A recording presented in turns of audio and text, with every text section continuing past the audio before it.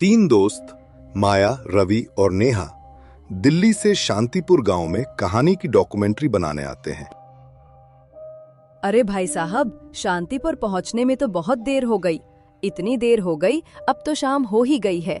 सच में रास्ता बहुत लंबा था और थकावट भी हो गई। यार, मेरी तो कमर ही टूट गई। ऊपर से ये रास्ता पूरा पत्थरों से भरा है और ये बैलगाड़ी।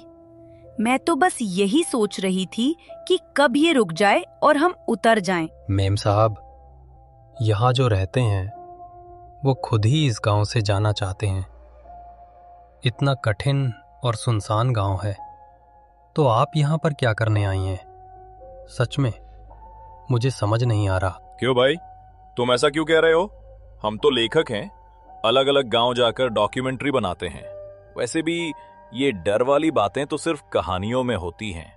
तुम चिंता मत करो, कुछ भी डरने जैसा नहीं है। तुम ये क्या बोल रहे हो? कहानियां?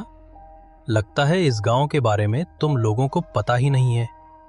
चलो छोड़ो, अब मैं चलता हूँ। सच में यहाँ रहना आसान नहीं है। ये बोलकर अंधेरा होने के डर से बैलगाड़ी वाला वहां से चला जाता है। जब वो गांव में दाखिल हुए तो गांव के कुछ लोग थे, वो उन लोगों को देखकर आपस में बातें कर रहे थे, जैसे कोई मेहमान आने की उनको खुशी से ज्यादा डर हो गया हो। वाह यार, देखो ये जगह कितनी अलग है। ऐसा लग रहा है जैसे हम किसी पुरानी किताब के पन्नों में घुस गए हों। शांतिपुर, नाम ही कितना सुंदर है। मुझे लगता है यहाँ की कहानियाँ कमाल की होंगी। घर जाकर इन पर कुछ लिखूंगी, शायद कोई वीडियो भी बनाऊं। माया, तुझे तो हर जगह कहानियां दिखती हैं, लेकिन ये गांव, ये मुझे कुछ ठीक नहीं लग रहा। देखना, ये लोग हमें ऐसे क्यों घूर रहे हैं? और ये जंगल, रात को अगर कुछ हुआ तो? मैं तो कहता हूं वापस चलें। दिल्ली में कितने अच्छे अच्छे कैफे हैं, वहां बैठकर चाय पिएंगे। रवि, तू हर बार डरने लगता है। माया, मैंने तुम्हें पहले बताया था ना, इस गांव के बारे में कुछ रिसर्च की थी। यहाँ का वो पुराना मंदिर, वो कोई साधारण जगह नहीं है। लोग कहते हैं वहाँ एक दर्पण है जो कुछ अजीब करता है। नेहा, तू भी शुरू हो गई? दर्पण वर्पण की कहानियाँ? अरे, मैं तो बस यहाँ की लोक कथाएं सुनने आई हूँ।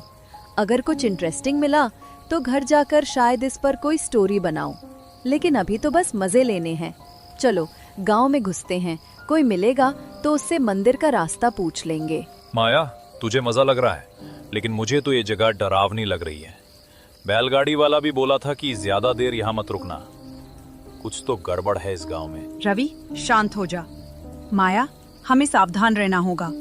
मैंने पुराने रिकॉर्ड्स में पढ़ा है कि यहाँ सैकड़ों साल पहले एक यज्ञ हुआ था जो गलत हो गया। उस दर्पण का उससे कोई कनेक्शन है।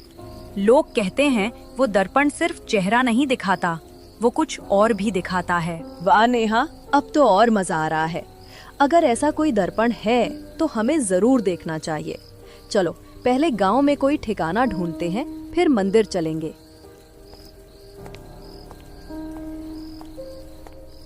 वो तीनों मंदिर के बारे में किसी से पूछने के लिए आगे बढ़े।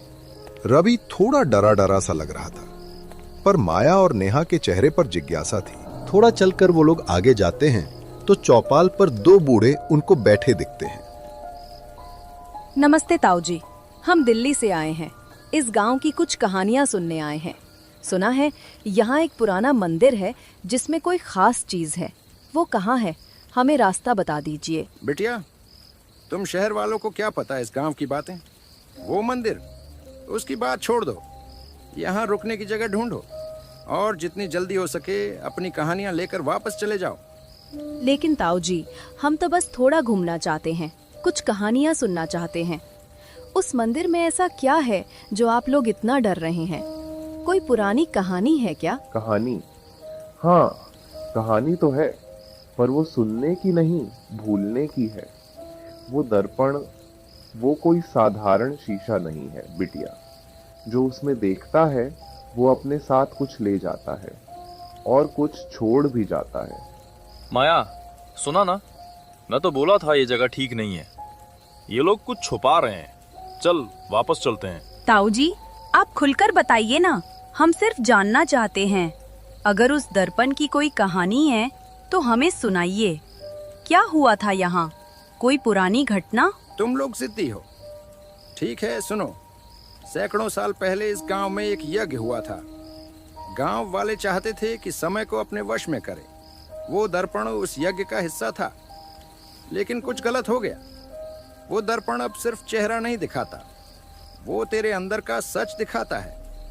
और जो सच देख लेता है वो फिर वही नहीं रहता। ताऊ जी, ये तो कमाल की बात है। हमें वो मंदिर दिखाइए। मैं वादा करती हूँ हम कुछ बिगाड़ेंगे नहीं, बस देखना चाहते हैं। नादान हो तुम लोग। ठीक है, जाओ। मंदिर जंगल के उस पार है, लेकिन याद रखना उस दर्पण में ज्यादा देर मत देखना, वरना जो आएगा वो तुम्हारा नहीं होगा। इतना कहते ही वो तीनों मंदिर जाने वाले जंगल के रास्ते की ओर चल पड़ते हैं। जंगल का रास्ता बहुत ही डरावना था। चारों तरफ अंधेरा था, पर वो तीनों आगे बढ़ते जा रहे थे। माया, मुझे ये जगह बिल्कुल पसंद नहीं आ रही। देखना, ये पेड़, ये हवा, सब कुछ जैसे हमें देख रहा है। मैं तो कहता हूँ वापस चलें। अरे रवि, तू तो हर चीज से डरता है। ये बस जंगल है और हम बस एक पुराने मंदिर तक जा रहे हैं। कुछ नहीं होगा। मैं तो बस वो दर्पण देखना चाहती हूँ। अगर कुछ इंटरेस्टिंग मिला तो घर जाकर इस पर कुछ लिखूंगी। माया, तुझे सिर्फ अपनी कहानियों की पड़ी है। अगर हम यहाँ फंस गए या कोई भूत भूत निकल आया तो क्या करेगी? मैं तो बता रहा हूँ, ये जगह ठीक नहीं है। माया रवि शायद सही कह रहा है। हमें सावधान रहना होगा। अगर वो दर्पण सचमुच समय से जुड़ा है तो ये कोई मजाक नहीं है। मैंने किताबों में पढ़ा है कि कुछ प्राचीन वस्तुएं वो इंसान की आत्मा से खेल सकती हैं। कुछ देर चलने के बाद वो मंदिर तक पहुंच जाते हैं। यार, ये तो कमाल है। देखो कितना पुराना है ये दर्पण, लेकिन इसमें कुछ तो है, जैसे ये हमें बुला रहा हो। माया, तू पास मत जा। मुझे तो ये शीशा देखकर ही डर लग रहा है। तूने सुना नहीं ताऊ जी ने क्या कहा? इसमें मत देखना। माया, रवि सही कह रहा है। ये कोई साधारण दर्पण नहीं है। देख, इसकी नक्काशियाँ, ये वही प्रतीक हैं जो बाहर थे। और ये धूल, इतने सालों बाद भी ये दर्पण इतना साफ क्यों है? नेहा, तू ज्यादा सोच रही है। मैं बस इसे करीब से देखना चाहती हूँ। अगर ये इतना खास है तो घर जाकर इसकी कहानी लिखूंगी। सोच कितना मजा आएगा। माया, मैं तुझे बता रहा हूँ, ये ठीक नहीं है। मुझे लग रहा है कोई हमें देख रहा है। ये जगह, ये दर्पण कुछ गलत है। माया उस दर्पण की तरफ मुड़कर देखती है। पहले तो उसे कुछ अजीब नहीं दिखता, पर जैसे ही ध्यान से देखती है वैसे ही उसे उसके जैसी एक छवि दिखाई देती है, जिसकी आंखें लाल थी। ये देखकर माया एकदम से घबरा जाती है। ये क्या था? रवि, नेहा, तुमने देखा? वो मेरा चेहरा, वो मैं नहीं थी। माया, मैंने तुझे कहा था ये दर्पण ठीक नहीं है। चल अभी निकलते हैं। वो तीनों मंदिर से भागकर गांव की ओर चलते हैं। गांव पहुंचकर वो मेहमान घर की ओर जाते हैं तो वहां एक बूढ़ी चाची दिखती है, जो मेहमान घर की मुखिया भी थी। काकी, हमें आज रात के लिए रुकना है। क्या हम यहाँ रुक सकते हैं? गांव में काका ने बोला था कि मेहमान यहाँ रुकते हैं। हाँ हाँ बिल्कुल, ये मेहमान घर मेहमानों के लिए ही है। रात को बाहर रुकना सही नहीं है। इस गांव की दीवारें भी कुछ ना कुछ कहती हैं। रात को बिल्कुल बाहर मत निकलना। माया, मैं तुमसे कब से कह रहा था ये जगह ठीक नहीं है। हम सुबह होते ही दिल्ली के लिए रवाना हो जाएंगे। मुझे नहीं लिखनी कोई कहानी। जान है तो जहान है। हाँ माया रवि, बिल्कुल सही कह रहा है। वो मंदिर कुछ अजीब था।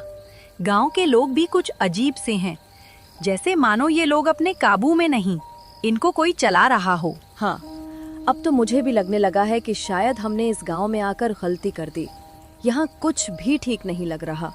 और उस आईने में मेरी तरह दिखने वाली लाल आंखों वाली परछाई मैं तो भूल ही नहीं पा रही।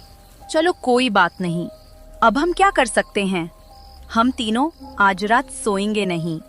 मुझे तो वैसे भी डर लग रहा है। नींद का नामो निशान नहीं है। मैं तो सोच रही हूँ कब सुबह हो और हम यहाँ से जाए। हे भगवान, हमारी रक्षा करना। माया खिड़की के बाहर देखती है। उसे खिड़की के बाहर एक काली परछाई खड़ी हुई दिखाई देती है, जो उनकी तरफ टकटकी लगाकर देख रही थी। अरे रवि, नेहा, तुम लोगों ने देखा? वो क्या था? वो परछाई ऐसा लग रहा है जैसे हमें ही देख रही हो। मुझे कुछ सही नहीं लग रहा।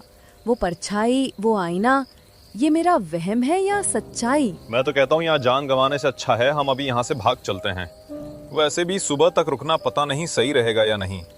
अगर अभी यहाँ से निकल जाएंगे तो गांव के बाहर रात गुजार लेंगे, पर यहाँ पर एक पल के लिए भी रहना मुझे सही नहीं लग रहा। वो तीनों मेहमान घर से जैसे ही बाहर आते हैं, वो देखते हैं कि सारा गांव खंडहर बन गया है, जैसे बहुत सालों पहले ही इस गांव का सब खत्म हो चुका हो। रवि, मेहा, ये क्या हो गया? अभी तो हम गांव में घूम रहे थे, घर थे, चौपाल था, और अब सब टूटे फूटे खंडहर जैसे खड़े हैं, जैसे ये गांव बरसों पहले ही मिट गया हो।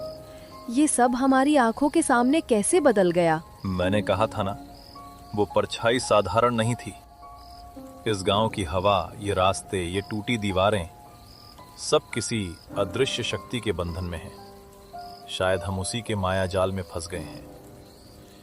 ये जगह अब सिर्फ खंडहर नहीं, एक श्राप है। हमें निकलना होगा। प्लीज, यहाँ रहना मौत को बुलाने जैसा है।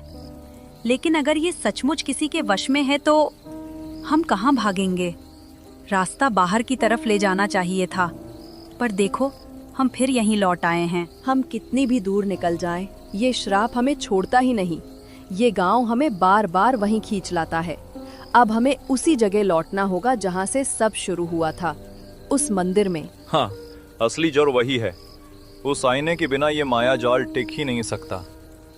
हमें डरना नहीं है, आज ये खेल खत्म करना ही होगा। ये बोलते ही वो तीनों मंदिर की ओर चल पड़ते हैं।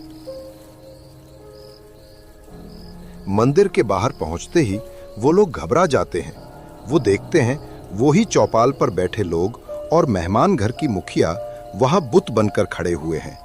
ये वही लोग थे, पर कैसे? वे तो जिंदा थे, हंस रहे थे, बात कर रहे थे। अब ये पत्थर बन गए हैं, जैसे किसी ने उनकी रूहें यहाँ जकड़ दी हों। हमें क्या हुआ है रवि? क्या हम भी यही होने वाले हैं? कोई चाल है, ये सिर्फ इत्तेफाक नहीं। अगर ये लोग यहाँ इस तरह जमे हुए हैं तो इसका मतलब है ये स्थान या वो आईना और भी गहरा जाल बुनता है। हमें अंदर जाकर सब कुछ खत्म करना होगा। अब पीछे हटना ठीक नहीं। मुझे लग रहा है जैसे उनकी आंखों में हमारी ही परछाई बैठी हो, पर मैं डरकर यहाँ खड़ी नहीं रह सकती। अगर यही लोग इस जगह के बंधक हैं तो हमें उनकी आवाज को रोशन करके आईना तोड़कर इन्हें आजाद करना होगा, भले ही इसके लिए हमें खुद को दांव पर लगाना पड़े। हाँ बिल्कुल, तुम लोग सही कह रहे हो। हमें डरना नहीं है, हमें हिम्मत से काम लेना है। उस आईने को तोड़कर हमें इस माया जाल से बाहर निकलना है। वो वापस उस कमरे में जब आते हैं तो वो शीशा पहले की तरह ही शांत था, पर एकदम से उस शीशे में वो परछाई दिखी और बोलने लगी। आजा माया, तेरा स्थान मेरा इंतजार कर रहा है।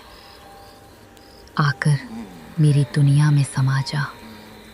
वही शांति है, वही मुक्ति। सारी पीड़ा खत्म हो जाएगी। बस एक कदम। मैं तुम्हारी शांति नहीं चाहती। तूने कितनों की हंसी छीन ली, कितने घर उजड़ दिए। मैं खुद को तेरे जाल में नहीं दे सकती। अब बस, किसी ने भी हमारी रूहें छीननी शुरू की तो मैं इन्हें दांव पर लगा दूंगा। मिलकर यही आईना तोड़ देते हैं। तू ही तो है माया, आकर मेरे साथ रह जा। तेरे जाने से ये सब और सुंदर बन जाएगा। रवि और माया शीशे को तोड़ने के लिए पत्थर मारना शुरू कर देते हैं। रवि, रुको, ये साधारण शीशा नहीं है। इसकी बनी रचना को सीधे हथौड़े से भी नहीं तोड़ा जा सकता, तो ये पत्थर इसका कुछ भी नहीं बिगाड़ पाएंगे। मुझे वो लाइन याद आ रही है जो मैंने उस पुरानी किताब में पढ़ी थी। एक मंत्र था जिससे उसका माया जाल खत्म किया जा सकता है। टूट जा शीशा, भस्म हो जा, छोड़ दे छाया, छोड़ दे बंधन, ज्वल उठ, अंधकार को जलाकर मिटा दे, मुक्त कर दे इस मंदिर की आत्माएं, अब इन्हें बंद ना। मंत्र पढ़ने के बाद वो शीशा जलने लगता है। शीशा जलते ही उस छाया का माया जाल खत्म हो जाता है और उन तीनों के ऊपर से माया का जाल हट जाता है।